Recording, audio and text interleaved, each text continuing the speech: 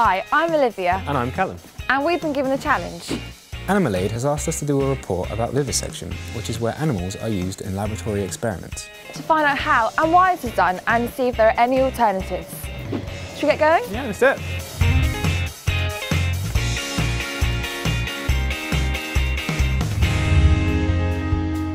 I'm going to hit the high street to find out what products are tested on animals.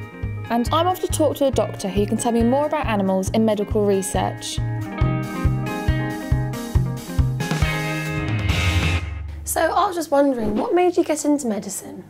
I became a doctor because I wanted to help people and prevent suffering, which is why I've always felt uneasy about animal experimentation. Can you tell me please, what actually happens in these animal laboratories? Animal experimentation encompasses two main areas really. The first is toxicity testing and drug development, which involves trying out new drugs and chemicals on animals.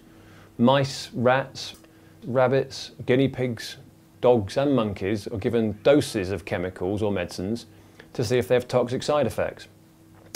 The second area is disease research, which involves investigating human diseases and trying to find potential treatments. Dogs, for example, are used in heart disease research. Scientists mimic heart disease in dogs by tying off their coronary arteries or injecting polystyrene beads into their coronary arteries. Mice are routinely used in cancer research.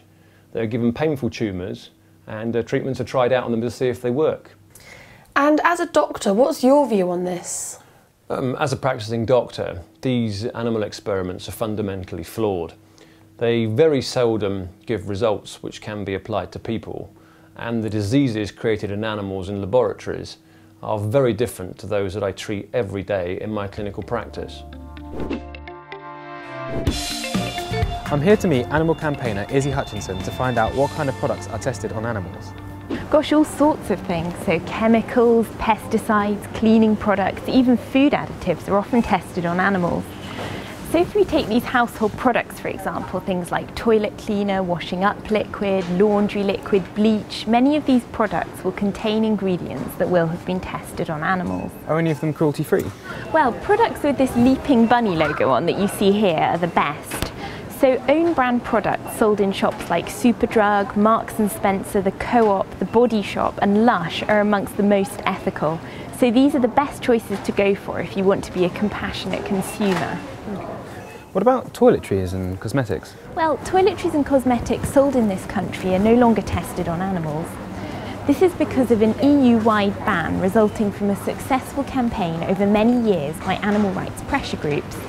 Unfortunately though, it's difficult to be 100% sure because products like this contain lots of different ingredients. So it may be that a chemical used in a cosmetic, for example, has been tested on animals for another reason. So at the moment, I'd still say that the best thing to do is to look for products with this leaping bunny logo on. One company that doesn't test on animals is Lush.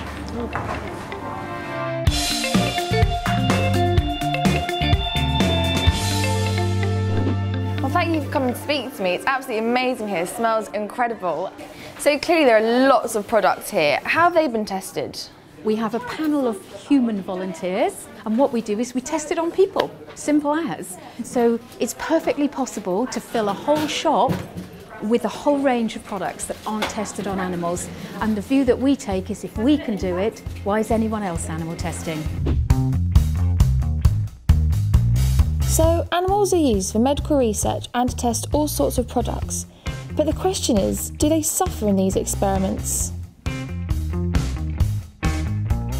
We know that animals are capable of feeling pain and suffering. They have all the biological and physical characteristics, receptors and neurons that we have, how we receive and experience pain. The suffering of small animals is often ignored, but we know that mice are just as capable of feeling pain. We're going to meet Georgia, a mouse expert who runs a rescue sanctuary for mice. So are mice like humans? They get stressed and things like that? Oh yeah, definitely. They'll quite often scratch themselves as a sign of stress. So you can definitely see a similarity of like their emotions? Oh yeah, definitely. A lot of people are sort of squeamish of mice, but once you've actually met them, it does make all the difference. Yeah, I don't want to let them go. they're just a great animal, and people should appreciate them a little bit more than they do at the moment. So where do we go from here? Well, it seems like these tests are pretty nasty. I think we should try talking to some research labs.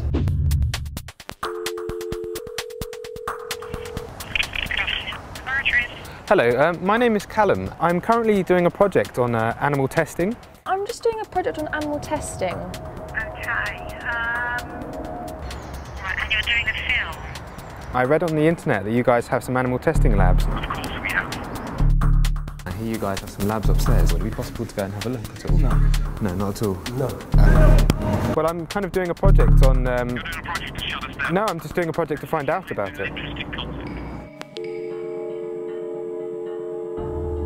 We couldn't get access to the labs, but I found someone who has undercover footage from inside.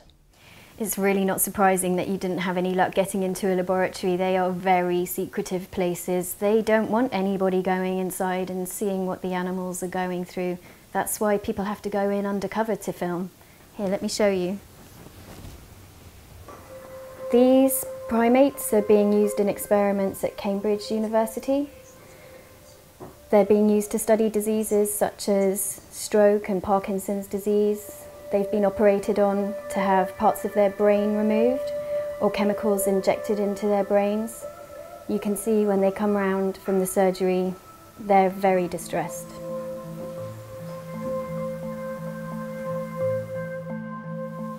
These dogs were filmed inside Huntingdon Life Sciences, which is a contract lab where they test drugs and chemicals on animals. The dogs had been used in experiments that went on for several weeks, and what you're seeing here are the lab technicians trying to take a blood sample.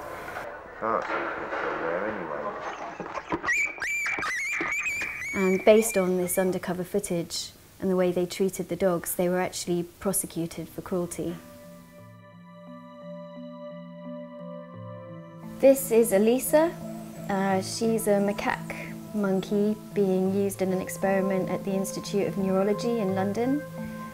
She's had wires and electrodes implanted into her brain to study hand and brain coordination.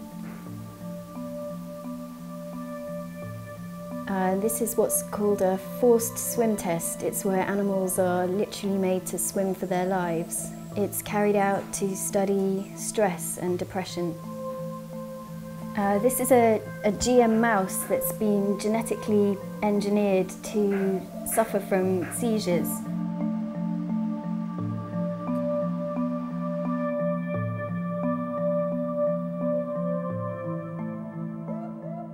Animal tests are intended to protect patients and consumers from harmful medicines and other products, but many things that are safe for animals are not safe for humans.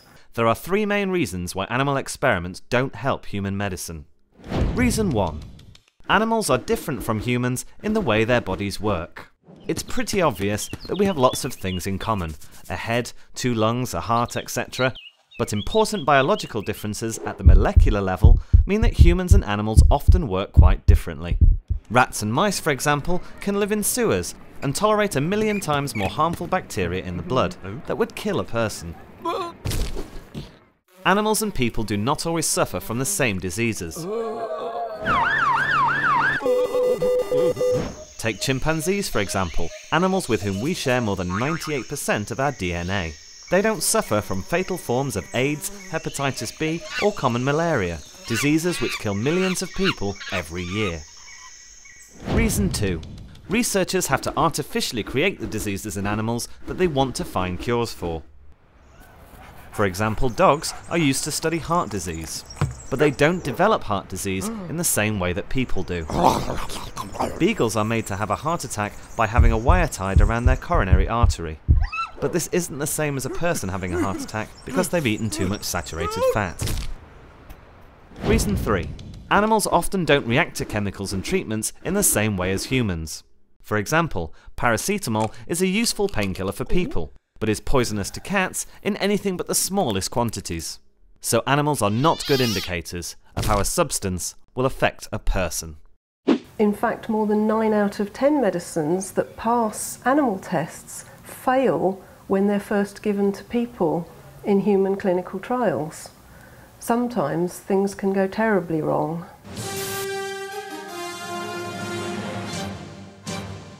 After responding to an advertisement for the trial with the promise of a financial reward, perhaps as much as £2,000, 6 healthy male volunteers made their way to the Parexel clinic on the 7th floor of Northwick Park Hospital. When they got there, clinicians gave them a dose of the experimental drug based on their body weight. Within 80 minutes, all of the volunteers had fallen gravely ill. It's often claimed that the answer is to genetically modify animals to make them more like us. If you could explain, what are genetically modified animals? The majority of genetically modified or GM animals used in labs are actually mice. And the genetic modification part means knocking out, putting in genetic material into the mouse's natural DNA to do your experiments. So what's the purpose of GM animals? Well, animals used in research are intended to be, if you like, human surrogates, something to use in place of people. Making GM animals is meant to make those animals better models, more human-like. And really, tens of thousands of different GM models have been created for virtually every major disease known. So it's a huge thing, it's a huge industry.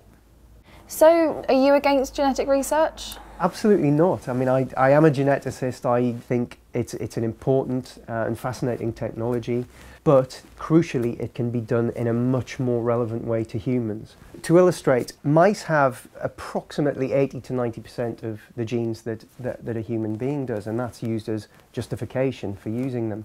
The problem is that bananas have about 50% of the genes humans do, and we would never argue that you can research on a banana because they're half human. So there's a growing and burgeoning opinion that the way technologies are developing now, there is just no reason to use animals, even if they were delivering, which they're not. And really the answers are within human-based research, and that's what we need to concentrate on.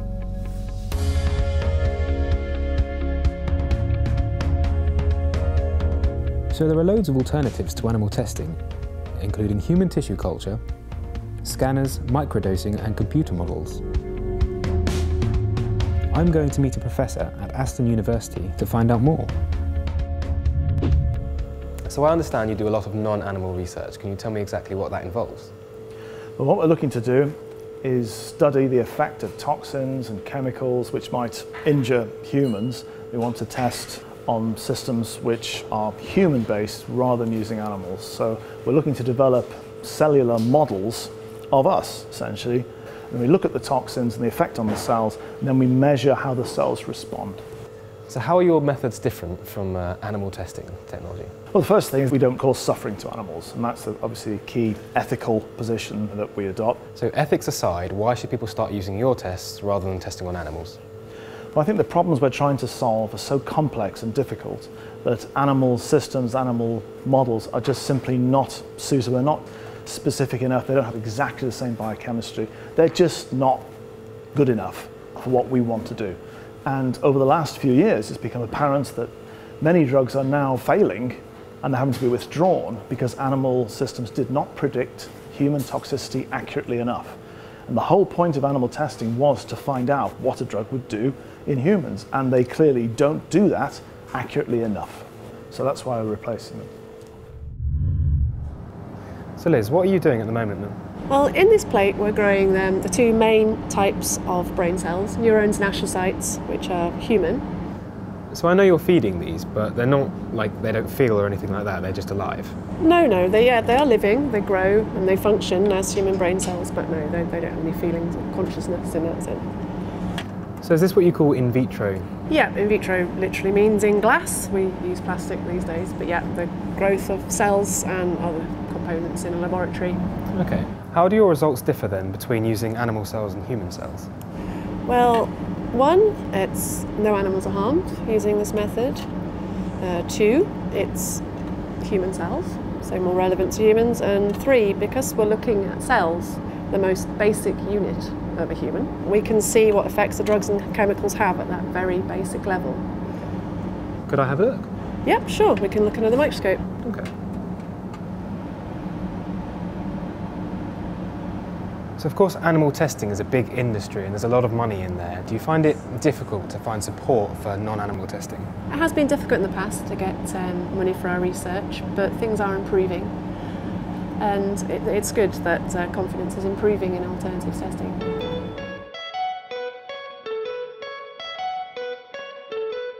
So what was it like visiting the lab, seeing all these alternatives? It was amazing, yeah. This is where science should be heading. I mean, this is so much better than what we're doing at the moment. I don't think the public know enough about what goes on, and if they did, there probably would be a difference. Yeah, I think if the public knew what was happening, things would change.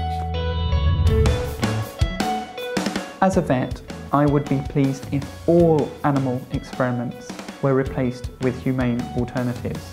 The animals can't speak up for themselves, so it's up to all of us to speak out to everybody that can make a difference. Our techniques, our methods leave behind animal suffering and we end human suffering at the same time. That's the future for us. There are lots of products that aren't tested on animals. Just look for the Leaping Bunny logo.